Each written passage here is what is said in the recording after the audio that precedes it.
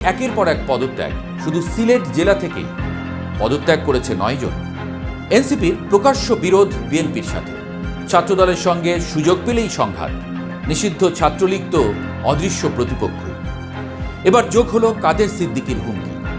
তারপরও সামাজিক যোগাযোগ মাধ্যমে এনসিপি নেতাদের সমালোচনা আরও বাড়ছে।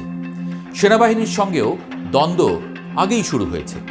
সেনারা দ্রুত নির্বাচনের পক্ষে, কিন্তু এনসিপি বলছে আগে সংস্কার পরে নির্বাচন, অর্থাৎ এখানেও সংঘাত। তাহলে প্রশ্ন উঠছে, দিন যত যাচ্ছে এনসিপি কি একা হয়ে পড়ছে, নাকি তারা ইচ্ছে করে একা হয়ে যাওয়ার নতুন রাজনীতি খেলছে? আর বড় প্রশ্ন হচ্ছে, এনসিপিকে হারিয়ে ডক্টর ইউনূস আসলে কোন ভরসায় ক্ষমতায় থাকবেন, নাকি শিগগিরই আসতে পারে পদত্যাগের ঘোষণা? উত্তরটা আপাতত সময়ের হাতে তোলা থাক।